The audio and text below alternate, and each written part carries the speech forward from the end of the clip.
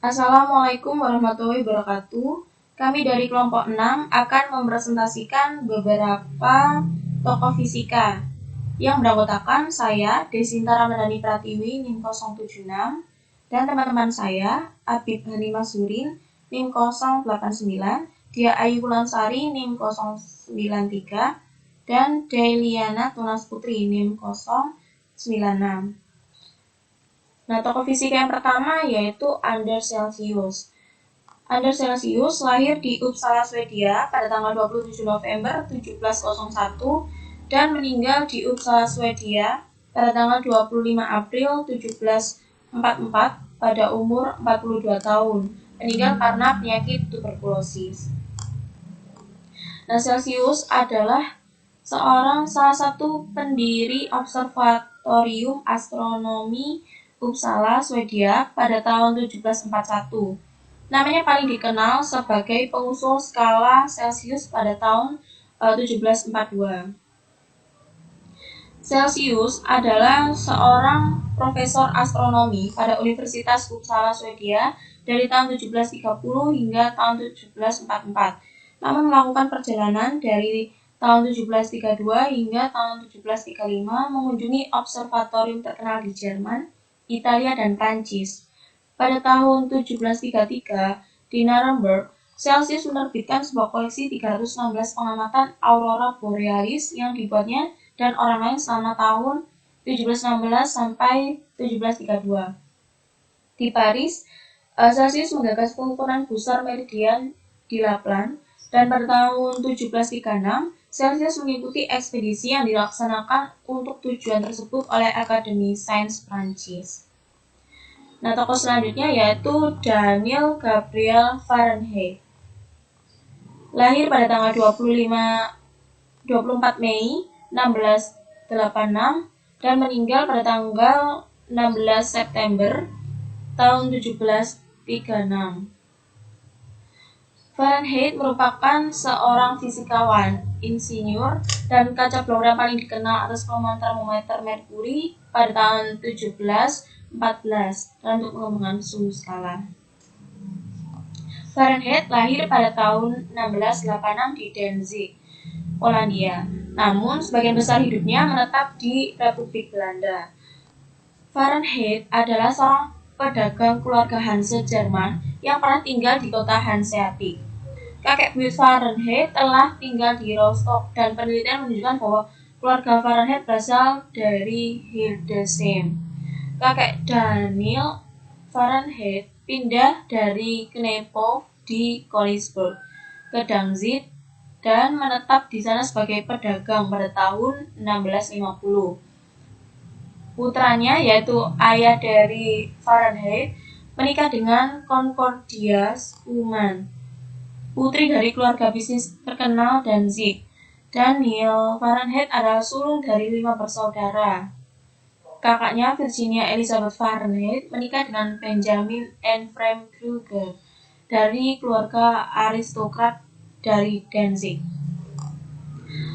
Daniel Gabriel mulai pelatihan sebagai pedagang di Amsterdam setelah orang tuanya meninggal pada tahun 1701 akibat memakan jamur beracun. Namun, dengan demikian, Fahrenheit dengan ilmu alam membawanya untuk memulai studi dan eksperimen dalam bidang itu. Nah, dari tahun 1717, Fahrenheit melakukan perjalanan ke Berlin, Leipzig, Dresden, Copenhagen, dan juga ke kampung halamannya, di mana saudaranya masih hidup.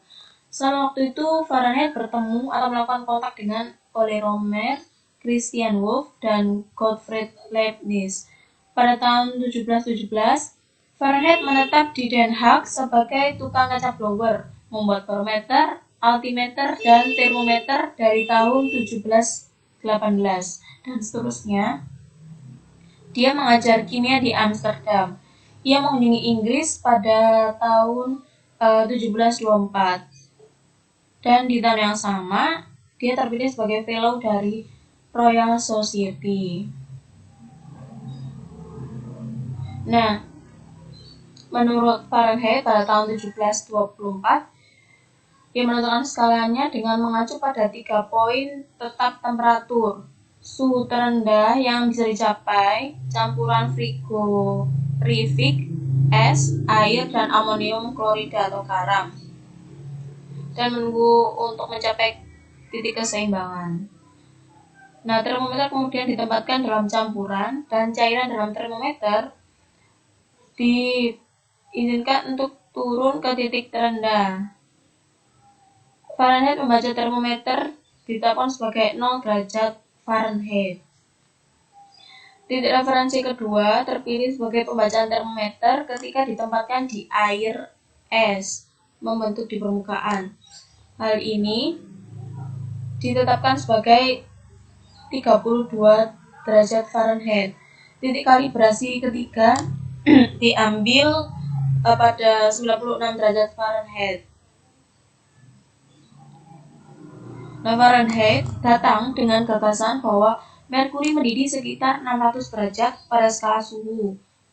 Bekerja menunjukkan bahwa air mendidih sekitar 180 derajat di atas titik beku. Skala Fahrenheit kemudian didefinisikan kembali untuk membuat interval beku mendidih pada tepatnya yaitu 180 derajat. Kemudian hal ini diredefinisi skala yang suhu tubuh normal saat itu diambil sebagai 98,6 derajat pada skala asli Fahrenheit. Sampai beralih ke skala Celsius, Fahrenheit secara luas digunakan di Eropa. Hal ini masih digunakan untuk pengukuran suhu sehari-hari oleh masyarakat umum di Amerika Serikat. Kemudian tokoh selanjutnya yaitu Reine Antoine Vercaut de Reaumur. Lahir pada tanggal 28 Februari 1683 dan meninggal pada tanggal 17 Oktober tahun 1757. Reaumur adalah ilmuwan Prancis yang memiliki kontribusi di berbagai bidang, khususnya bidang entomologi. Ia adalah ilmuwan yang memperkenalkan skala suhu Reaumur. Reaumur yang pertama mengusulkan pada tahun 1731, titik beku air adalah 0 derajat Reaumur, titik didih air 80 derajat. Jadi, suhu derajat Reaumur sama dengan 1,25 derajat Celcius atau sekitar 274,25 Kelvin. Skala ini mulanya dibuat dengan alkohol yang membusuk. Jadi, termometer Reaumur yang dibuat dengan raksa sebenarnya bukan termometer Reaumur sejati. Reaumur mungkin memilih angka 80 karena dapat dibagi 2 sebanyak 4 kali dengan hasil bilangan bulat. Sedangkan 100 hanya dapat dibagi 2 kali. Skala Reaumur digunakan secara luas di Eropa. Celsius, Fahrenheit, Reaumur memberikan sumbangan yang besar dalam menentukan skala pengukuran suhu dan hingga kini masih digunakan. Berikut tabel konversi skala pengukuran suhu. Terima kasih, selanjutnya akan dilanjutkan oleh teman saya. Baik, di sini terdapat Julius Robert von Mayer atau biasa disebut dengan R.J. Mayer, merupakan seorang dokter Jerman, ahli kimia, dan juga fisikawan. Mayer merupakan putra dari seorang apoteker, dikenal sebagai penemu hukum pertama termodinamika dan juga Regen Mayer. Dia lahir di Baden-Württemberg, Jerman modern, dan besar di Heilbronn. Kelahiran 25 November 1814 sampai dengan 20 Maret 1878. Masa muda R.J. Mayer. Hobi Mayer menciptakan berbagai jenis perangkat listrik dan pompa udara. Bahkan sebagai anak kecil, Mayer menunjukkan minat yang kuat dengan berbagai mekanisme mekanis. Dia adalah seorang pemuda yang melakukan berbagai percobaan dari berbagai fisik dan kimia. Dia belajar di kedokteran Universitas Tübingen dan menjadi korps mahasiswa Jerman. Pada tahun 1838, dia meraih gelar doktor serta lulus Staatsexamen. Pada tahun 1841, dia menetap di Heilbronn dan menikah. Pada tahun 1848, Mayer hampir bunuh diri karena prestasinya yang menemukan ekuivalen mekanis dengan panas diabaikan dan diberikan kepada James Joule. Pada tahun 1848, ia menghitung bahwa dengan tidak adanya sumber energi matahari akan mendingin hanya dalam waktu 5.000 tahun, dan ia menyarankan bahwa dampak meteorit membuatnya tetap panas. Karena dia tidak dianggap serius pada saat itu, makanya prestasinya diberikan kepada James Joule. R.J. Mayer terkenal pada tahun 1840 ketika menerima Knight Cross of the Order of the Crown, dan juga pada tahun 1841 ia mengemukakan hukum satu termodinamika yang menyatakan energi tidak dapat diciptakan atau dihancurkan. Pada tahun 1842, ia menggambarkan proses kimia, yaitu tentang oksidasi sebagai sumber energi utama bagi makhluk hidup manapun. Pada tahun 1869, ia menerima kehormatan Ponsonby Bridge, dan juga pada tahun 1871, ia juga menerima penghargaan Copley Medal. Relasi Mayer. Terdapat rumus pada gambar di samping. Yang pertama ada hubungan antara panas jenis pada tekanan konstan dan panas jenis pada volume konstan untuk gas ideal. Sedangkan yang kedua, ada hubungan antara kapasitas panas untuk zat homogen yang lebih umum, bukan hanya gas ideal, di mana CPM yaitu panas jenis pada tekanan konstan, CVM panas jenis pada volume konstan, dan R sebagai konstanta gas, V menunjukkan volume, T suhu, alfa T koefisien muai panas, dan juga beta menunjukkan kompresibilitas isotermal. Dari hubungan tersebut dapat disimpulkan, sejak kompresibilitas isotermal beta T positif untuk semua fase dan kuadrat dari koefisien muai panas alfa adalah besaran positif atau 0. Kalor jenis pada tekanan konstan selalu lebih besar dari atau sama dengan kalor jenis pada volume konstan. Dapat dinyatakan sebagai berikut. Ketika suhu absolut sistem mendekati 0, perbedaan antara CPM dan CVM juga mendekati 0. Yang ketiga, untuk zat mampat, CPM dan juga CVM identik. Juga untuk zat yang hampir tidak dapat dimampatkan, seperti padatan dan cairan, perbedaan antara dua kalor spesifik dapat diabaikan. Selanjutnya akan diteruskan oleh teman saya. Kemudian selanjutnya, Jean-Baptiste Joseph Fourier, atau yang biasa dikenal dengan Joseph Fourier, yang merupakan seorang Prancis matematikawan dan fisikawan terkenal untuk memulai penyelidikan deret Fourier dan aplikasi mereka untuk masalah perpindahan panas dan getaran. Selanjutnya biografi dari Joseph Fourier. Beliau lahir pada 21 Maret tahun 1768 yang merupakan anak dari seorang penjahit dari Auxerre. Beliau merupakan anak ke-9 dari 12 bersaudara, di mana saat usianya menginjak 9 tahun, ibunya meninggal dan kemudian 1 tahun kemudian ayahnya juga meninggal. Biografi Joseph Fourier selanjutnya. Pertama kali beliau bersekolah di sekolah Palais dan saat usianya 13 tahun, beliau menunjukkan bakat dalam bidang matematika. Lalu saat usianya 14 tahun, beliau dapat menyelesaikan studi dari 6 tingkat dari Bezout's Cours de Mathématiques. Kemudian pada tahun 1783, beliau menerima hadiah pertama untuk studi Bose Mechanique en General. Yang kemudian tahun 1822, beliau menerbitkan buku Teori Analitik de la Couleur. Yang kemudian tahun 1830 beliau wafat. Selanjutnya yaitu deret Fourier dan teori analitik panas. Next. Deret Fourier yaitu penguraian dari fungsi periodik yang menjadi penjumlahan fungsi-fungsi yang berosilasi, seperti fungsi sinus dan kosinus ataupun eksponensial kompleks.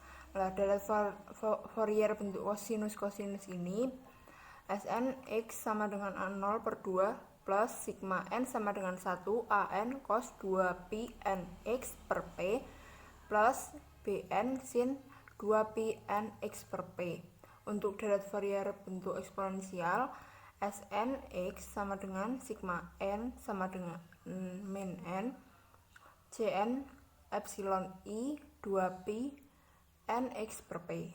Next. Teori analitik panas. Pada tahun 1822, Fourier menerbitkan karyanya tentang aliran panas di buku yang berjudul Teori Analytique de la Chaleur, yang berarti teori analitik panas, yang mana buku ini itu terinspirasi dari hukum pendinginan Newton, yang bahwa aliran panas antara dua molekul berdekatan sebanding dengan perbedaan yang sangat kecil untuk temperaturnya. Next. Fourier ini menemukan penemuan efek rumah kaca, yang mana di tahun 1820-an Fourier menghitung bahwa sebuah objek seukuran bumi yang jauh dari matahari harus jauh lebih dingin daripada planet yang sebenarnya. Namun, bila kondisinya hangat, maka disebabkan oleh efek dari radiasi matahari yang masuk. Akhirnya, ia menyarankan bahwa radiasi antar bintang mungkin bertanggung jawab atas sebagian besar kehangatan yang bertambah. Pertimbangan Fourier ini kemungkinan atmosfer bumi mungkin bertindak sebagai insulator, yang sekarang dikenal sebagai efek rumah kaca. Next. Terima kasih. Sekian dari kelompok kami. Wassalamualaikum warahmatullahi wabarakatuh. Selamat malam, kami dari kelompok 7 akan menjelaskan sejarah dari beberapa tokoh fisika, yaitu James Prescott Joule, Boltzmann and Avogadro, dan Clausius Clapeyron. Untuk anggota kelompok kami, yaitu yang pertama ada saya sendiri, Nurul Dewantian Diawarsa, NIM 035, yang kedua Naba Aureola Anidea, NIM 036, yang ketiga Rizka Amila Turosida, NIM 043, dan yang terakhir Septi Umalia Firda, NIM 095. Pertama-tama kami akan menjelaskan tentang tokoh James Prescott Joule. James Prescott Joule merupakan ilmuwan yang namanya diabadikan menjadi satuan energi Joule. Ini lahir di Salford, Lancashire, Inggris pada 24 Desember 1818.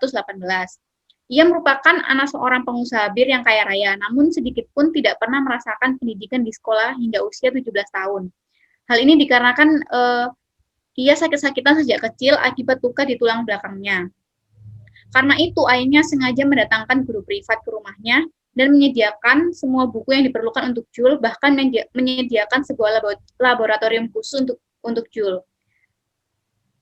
Joule tidak hanya mengandalkan pelajaran yang ia dapatkan dari guru privatnya, namun tetap berusaha belajar sendiri sehingga sebagian besar pengetahuan yang dimilikinya diperoleh dengan cara belajar sendiri.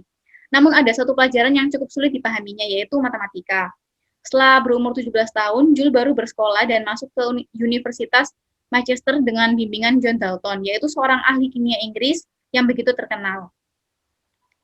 Kemudian Joule dikenal sebagai siswa yang rajin belajar, rajin bereksperimen, dan juga rajin menulis buku. Nah, buku-bukunya yang sudah terbit yaitu yang pertama yaitu berjudul tentang panas yang dihasilkan oleh listrik, yang terbit pada tahun 1840. Yang kedua yaitu buku mengenai ekuivalen mekanik panas, terbit tahun 1843. Yang ketiga yaitu buku mengenai hubungan dan kekekalan energi tahun 1847. Nah, buku-buku hasil karyanya tersebut begitu menarik perhatian Sir William Thomson atau yang dikenal dengan nama Lord Kelvin. Nah, sehingga akhirnya Joule bekerja sama dengan Thomson dan menemukan efek Joule-Thomson. Nah, efek tersebut menyatakan bahwa apabila gas dibiarkan berkembang tanpa melakukan kerja keluar, maka suhu gas itu akan turun. Nah, selain itu, Joule juga menemukan hukum kekekalan energi bersama dengan dua orang ahli fisika dari Jerman, yaitu Hermann von Helmholtz dan Julius von Mayer. Nah, hukum kekekalan energi yang mereka temukan menyatakan bahwa energi tidak dapat diciptakan atau dimusnahkan. Energi hanya dapat berubah bentuk menjadi energi listrik, mekanik, atau kalor. Nah, hukum ini adalah hukum pertama dalam hukum termodinamika. James berhasil membuktikan bahwa panas atau kalori tak lain adalah suatu bentuk energi. Dengan demikian, ia berhasil mematahkan teori kalorik, yaitu teori yang menyatakan bahwa panas sebagai zat alir. Nah, berikut merupakan berkat penemuan-penemuannya, Joule menerima medali emas Copley, yang kedua yaitu menjadi anggota Royal Society, yaitu sebuah lembaga ilmu pengetahuan Inggris yang pernah dipimpin oleh Newton selama 25 tahun. Dan yang ketiga itu menjadi presiden Asosiasi Kemajuan Ilmu Pengetahuan di Inggris. Nah, namun meskipun begitu, kehidupan Joule sangat sederhana. Tidak seperti ayahnya yang kaya raya, Joule hidup miskin dan menghabiskan masa tuanya dalam penyesalan dan kekecewaan karena banyak penemuan ilmiah digunakan untuk berperang.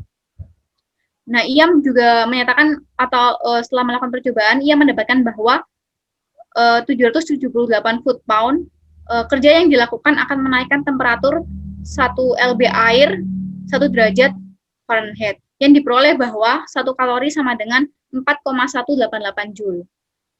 Kemudian pada tahun 1847, ia juga membacakan papernya yang menyatakan bahwa gerak abadi dari mesin adalah tidak mungkin. Nah, gerak abadi sendiri yaitu adalah gerak yang tidak pernah berhenti. Jadi suatu alat atau sistem yang bila digerakkan tersebut dimulai, maka akan berlanjut selamanya tanpa ada energi dari dalam maupun dari luar.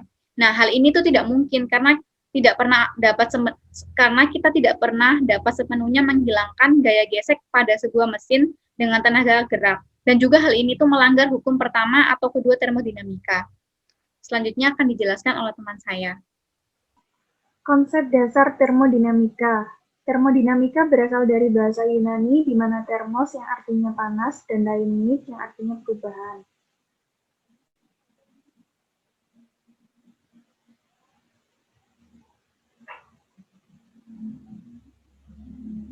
Termodinamika merupakan ilmu yang menggambarkan usaha untuk mengubah kalor atau perpindahan energi yang disebabkan perbedaan suhu menjadi energi serta sifat-sifat pendukungnya. Pengabstrakan dasar atas termodinamika adalah pembagian dunia menjadi sistem dibatasi oleh kenyataan atau ideal dari batasan. Sistem yang tidak termasuk dalam pertimbangan digolongkan sebagai lingkungan. Aplikasi dan penerapan termodinamika dapat terjadi pada tubuh manusia, peristiwa meniup kopi, dan refrigerator.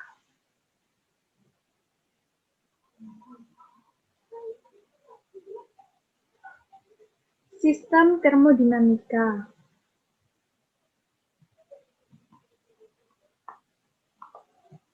Sistem termodinamika adalah sebuah batasan nyata atau imajinasi yang memisahkan sistem dengan jagat raya atau lingkungan. Klasifikasi sistem termodinamika berdasarkan pada sifat batas sistem lingkungan dan perpindahan materi, kalor dan entropi antara sistem dan lingkungan. Ada 3 jenis sistem berdasarkan jenis pertukaran yang terjadi antara sistem dengan lingkungan. Yang pertama yaitu sistem terisolasi.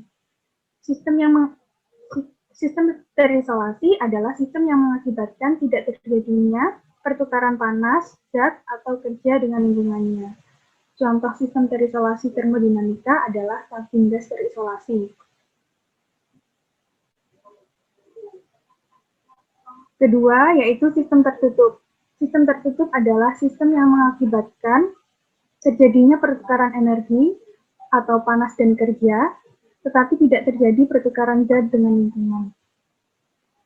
Suatu sistem dapat mengalami pertukaran panas atau kerja atau keduanya, biasanya dipertimbangkan sebagai sifat pembatasnya, yaitu pembatas adiabatik atau tidak memperbolehkan pertukaran panas, dan pembatas rigid atau tidak memperbolehkan pertukaran kerja.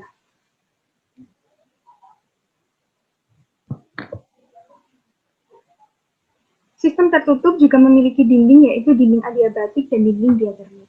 Dinding adiabatik adalah dinding diabatik ini merupakan dinding yang menyebabkan dua zat akan mencapai suhu yang sama dalam waktu yang lama. Untuk dinding diatermik ini merupakan dinding yang menyebabkan kedua zat akan mencapai suhu yang sama dalam waktu yang cepat. Untuk contoh sistem tertutup termodinamika yaitu greenhouse, yang di dalamnya terjadi pertukaran kalor tetapi tidak terjadi pertukaran kerja dengan lingkungan. Yang ketiga yaitu sistem terbuka. Sistem terbuka adalah sistem yang mengakibatkan terjadinya pertukaran energi, panas dan kerja, dan benda atau materi dengan lingkungannya. Contohnya seperti turbin gas.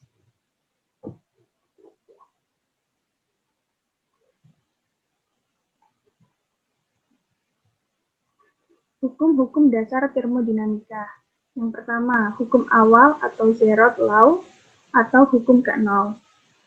Jika dua sistem berada dalam keseimbangan termal dengan sistem ketiga, maka mereka berada dalam keseimbangan termal satu sama lain.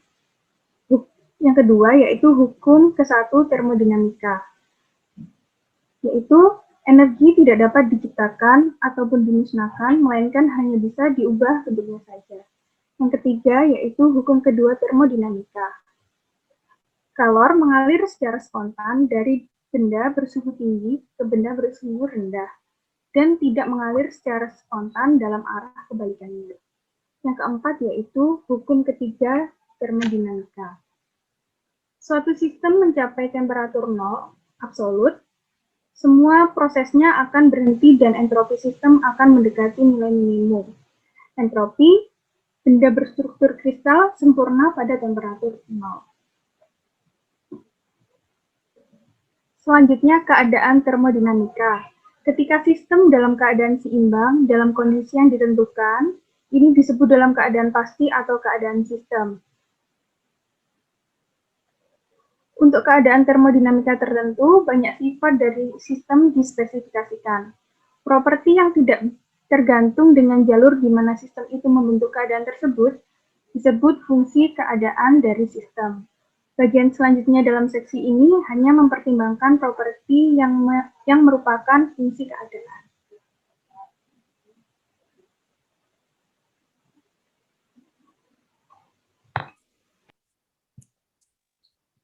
Sekarang saya akan membahas mengenai Boltzmann dan Avogadro. Yang pertama, hukum ini disempurnakan di tahun 1877 oleh Ludwig Boltzmann. Dalam versi Boltzmann, entropi nampak sebagai satu fungsi peluang dari suatu keadaan materi tertentu. Semakin tinggi peluang dari suatu keadaan, semakin tinggi pula entropinya. Nah, maksudnya dalam versi ini, semua sistem cenderung menuju satu keadaan setimbang.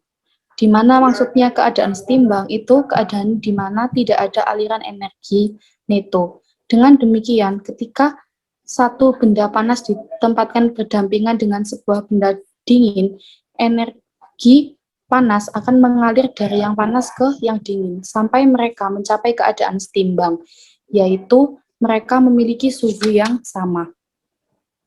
Untuk poin yang kedua, Boltzmann menyadari bahwa penambahan entropi yang tidak dapat dibalik prosesnya itu dapat dilihat sebagai sebuah pernyataan atas pertambahan ketidakteraturan molekular. Prinsipnya tentang keteraturan ini itu menyatakan bahwa keadaan yang peluangnya lebih tinggi untuk terjadi dalam satu sistem adalah keadaan di mana berbagai kejadian yang terjadi bersamaan dalam satu sistem saling meniadakan satu dengan yang lain secara sempurna. Dilihat dari segi statistik, walaupun molekul-molekul dapat bergerak acak secara rata-rata pada saat tertentu, sejumlah molekul akan bergerak ke arah yang sama dengan molekul-molekul lainnya.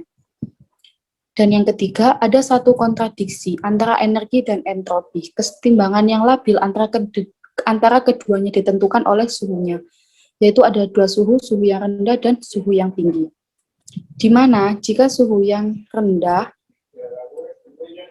itu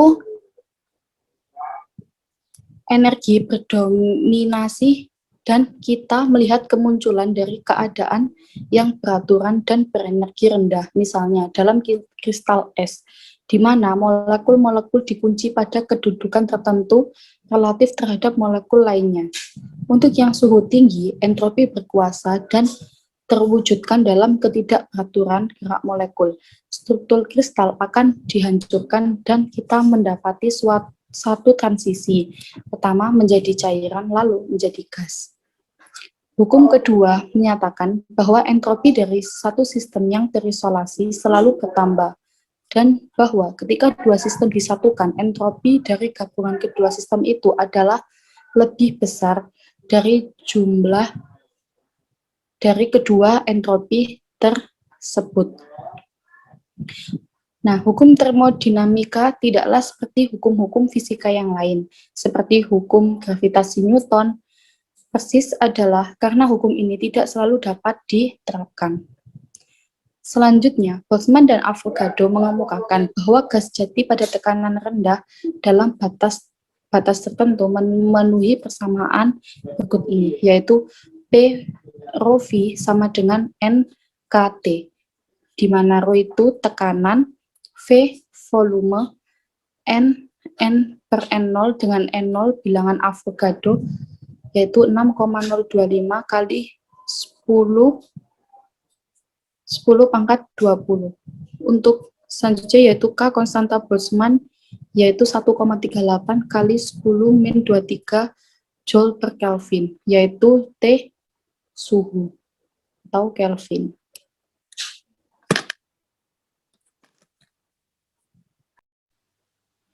Ya, tokoh perkembangan kalor selanjutnya yaitu Clausius Clapeyron. Ya, Clausius yang memiliki kepanjangan nama Rudolf Julius Emanuel Clausius ini merupakan ahli fisika matematik dari Jerman. Beliau juga penemu dari hukum termodinamika 2, entropi, dan teori elektrolisis. Clausius ini juga merupakan seorang doktor, guru besar, dan seorang pengarang. Nah, Clausius ini lahir di Koszalin yang sekarang berubah nama menjadi Koszalin pada tanggal 2 Januari 1922. Clausius meninggal di usia 66 tahun di Bonn pada tanggal 24 Agustus 1888.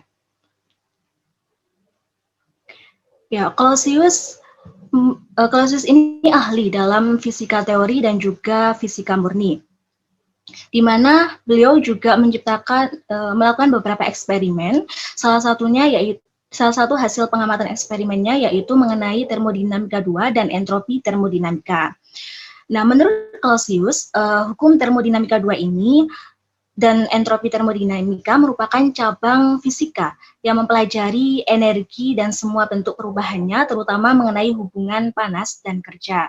Nah, hukum termodinamika 2 ini berbunyi panas tidak dapat dengan sendirinya berpindah dari badan yang lebih dingin ke badan yang lebih panas. Nah, menurut beliau, di alam semesta ini perpindahan panas itu akan terjadi secara terus-menerus, di mana dari badan angkasa panas ke badan angkasa dingin. Nah, sehingga pada berabad-abad tahun kemudian, semua panas dan energi itu akan terbagi merata ke seluruh penjuru alam semesta ini. Nah, hal inilah yang dinamakan dengan entropi. Ya, kemudian ada Clapeyron yang memiliki kepanjangan nama Benoit Paul Emile Clapeyron. Clapeyron ini merupakan seorang insinyur yang juga seorang fisikawan. Nah, beliau juga termasuk pencetus termodinamika. Nah, Clapeyron ini lahir di Prancis. Kemudian beliau pindah ke Saint Petersburg pada tahun 1820 untuk mengajar di École des Travaux Publics. Nah, beliau ini juga pernah menjadi pengawas konstruksi rel kereta api antara Paris dan Jerman, dan beliau menikah dengan Melanie Bazet. Ya, Clausius dan Clapeyron ini melakukan penemuan yang dinamakan dengan penemuan Clausius-Clapeyron. Nah, di mana menurut Clausius Clapeyron mengungkapkan bahwa setiap zat, titik didih dan titik lebur itu bergantung pada tekanan. Di mana pada tekanan dan suhu tertentu, zat itu akan mempunyai beberapa wujud dalam kesetimbangan. Jika tekanan itu diubah, maka kesetimbangan itu akan terganggu. Secara neto, ada sejumlah partikel dari wujud yang satu berpindah ke wujud yang lain, itu juga akan merubah suhu zat tersebut. Nah, antara perubahan tekanan dan juga perubahan suhu inilah yang nantinya akan terdapat hubungan sederhana yang akan dikemukakan oleh Clausius-Clapeyron ini dalam persamaan yang dinamakan dengan persamaan Clausius-Clapeyron. Nah, persamaannya tersebut yaitu delta P per delta T sama dengan L per T V2 min V1. Delta P ini merupakan perubahan tekanan, delta T-nya perubahan suhu, di mana L-nya ini adalah panas laten dari suatu zatnya, T-nya suhu, V2 min V1-nya ini merupakan transisi antara fase dari zat tersebut. Nah, persamaan ini akan terjadi jika perubahan tekanan itu kecil. Ya, itu saja yang dapat kami sampaikan, kurang lebihnya kami mohon maaf. Terima kasih. Wassalamualaikum warahmatullahi wabarakatuh. Assalamualaikum warahmatullahi wabarakatuh. Perkenalkan, kami dari kelompok 8 akan mempresentasikan mengenai sejarah perkembangan kalor dari Joseph Stephan, Dulong, Peltier, dan Einstein. Next. Nah, perkenalkan, ini anggota dari kelompok 8. Yang pertama ada saya sendiri, Lutfia Nurjana, NIM 039. Yang kedua ada Okta Kamar Rahmawati, NIM 049. Kemudian ada Iman Al-Kausar, NIM 053. Dan ada Afia Radina, NIM 088. Next. Nah, sejarah perkembangan kalor dimulai dari Joseph Stephan. Nah, Joseph Stephan ini merupakan seorang fisikawan, ahli matematika dan penyair dari Slovenia. Nah, ia dilahirkan di desa Slovenia, Teverpater, Austria pada 24 Maret 1835. Joseph berasal dari keluarga yang sederhana. Ayahnya adalah seorang asisten penggilingan dan ibunya bekerja sebagai asisten rumah tangga. Nah, Joseph Stephan ini mengenyam pendidikan sekolah dasar di Klagenfurt. Nah, kemudian pada tahun 1857 ia lulus dalam matematika dan fisika di University of Vienna.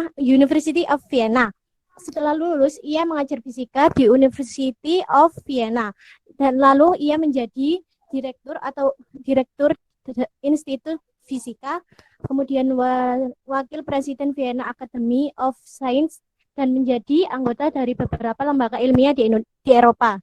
Next.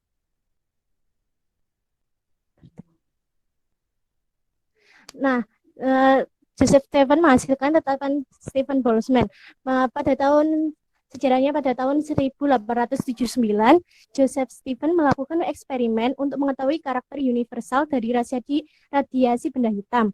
Ia menyatakan bahwa jumlah radiasi dari sebuah benda hitam adalah sebanding dengan pangkat 4 dari suhu mutlaknya, sehingga dapat dirumuskan menjadi I sama dengan E sigma T pangkat 4.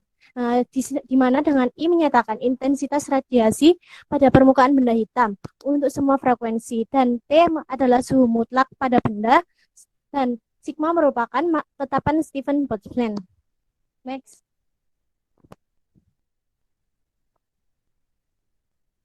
Kemudian untuk mencari energi, Joseph Stephan melakukan eksperimen pada benda yang akan memancarkan energi dalam keseimbangannya. Ternyata sebesar dengan energi yang akan dipancarkan. Berdasarkan eksperimen tersebut, ia mengemukakan bahwa setiap satuan luas benda yang pada suhu mutlak T untuk setiap satuan waktu memancarkan energi W sebesar W sama dengan E T pangkat 4. di mana E merupakan emisivitas besar bergantung permukaan benda dan tau merupakan konstanta umum. Nilainya dapat dilihat pada slide PPT. Next.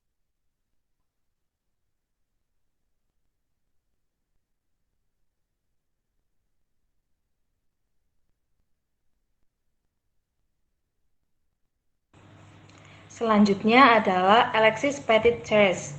Dia lahir 2 Oktober 1791 di Vesoul, Prancis, dan wafat di 21 Juni 1820. Pendidikan di École Polytechnique di Paris pada tahun 1807 dan berprofesi sebagai fisikawan Prancis dan pengajar. Selanjutnya,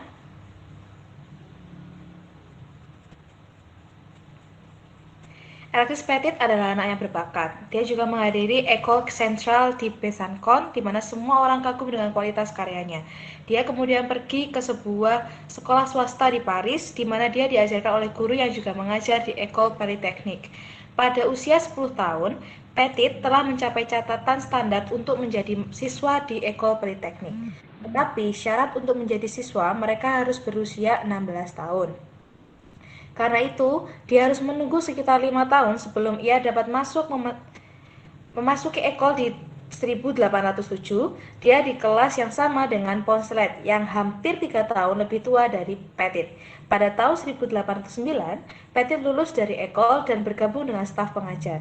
Dia mendapatkan gelar doktor pada 1811 untuk beredar pada tesis kapiler tindakan. Namun, saat ini ia sudah mengajar fisika di Lycée Bonaparte, di mana dia telah ditunjuk di 1810. Selanjutnya,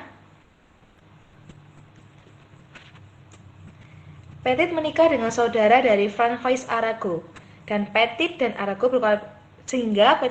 berkolaborasi pada percobaan pembelokan cahaya di gas.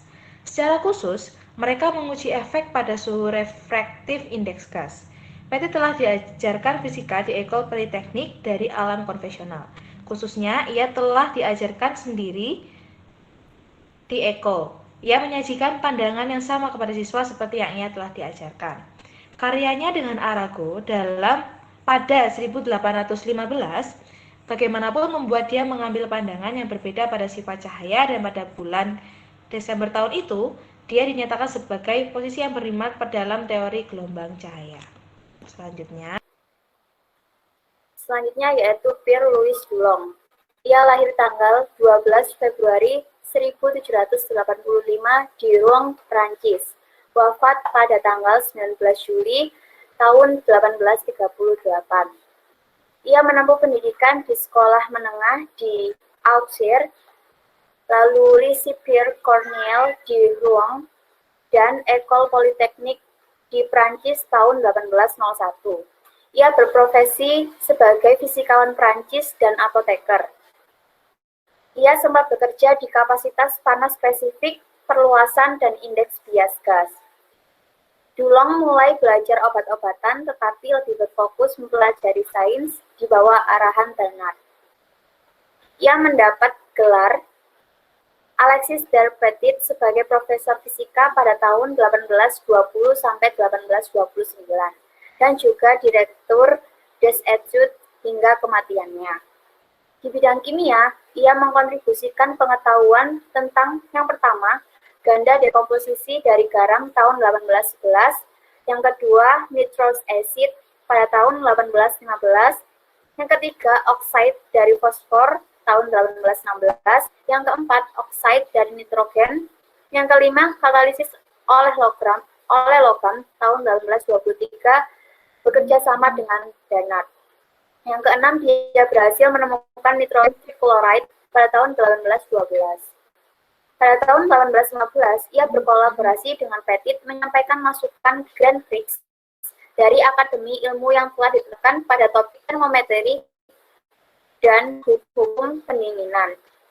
Pada tahun 1818, Petit dan Coulomb memenangkan Academy Prize untuk hukum pendinginan, yaitu eksperimental klasik penyelidikan yang membentuk gas termometer diandalkan sebagai satu-satunya standar dan menempatkan perkiraan sifat Newton, hukum pendinginan melebihi semua keraguan. Pada saat ini, hukum Petit-Dulong belum ditemukan. Selanjutnya, Pierre-Louis Dulong dikenal dengan hukum Dulong dan Petit yang menyatakan hubungan antara massa atom dengan kalor jenisnya. Kedua ilmuwan tersebut, Dulong dan Petit, merumuskan hukum empiris mengenai spesifik panas dari semua elemen yang sama pada setiap atom dasar. Hukum tentang pengecualian dan tidak sepenuhnya dipahami sampai teori kuantum digunakan. Selanjutnya, Pierre-Louis Dulong bekerjasama dengan Alexis Ders Petit pada penelitiannya terhadap kalor jenis dari beberapa unsur logam. Dan dapat disimpulkan bahwa atom yang memiliki massa atom yang besar memiliki kalor jenis yang kecil. Pada tahun 1818, Petit menerbitkan prinsip-prinsip umum dari teori mesin. Walaupun ia hidup singkat, selama 28 tahun, ia telah dimuliakan dengan pemilihan sebagai Societe Philomelique. Pada tahun 1819, Dulong berkolaborasi dengan Petit untuk menunjukkan bahwa massa kapasitas panas logam unsur yang menyeluruh dengan massa atom dikenal sebagai hukum Dulong-Petit. Dulong juga bekerja pada elastisitas, tenaga, pengukuran suhu, dan aktivitas elastis cairan. Pierre-Louis Dulong meninggal saat bekerja sama pada pengembangan metode yang tepat dalam kalorimeter. Albert Einstein. Einstein mengenalkan kuantum perilaku yang menunjukkan mengapa spesifik suhu dari panas tergantung pada suhu rendah dan memiliki suhu tinggi batas yang disepakati dengan hukum Dulong dan Petit. Untuk menunjukkan ini, diketahui bahwa untuk suhu tinggi serangkaian ekspansi yang memberikan eksponen. Lainnya.